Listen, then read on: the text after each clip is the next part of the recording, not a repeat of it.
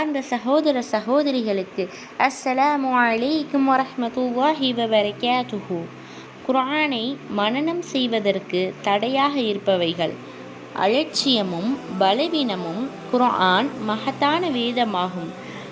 அதனை கற்பதற்கு பொறுமை, வலிமை மற்றும் உறுதி தேவை.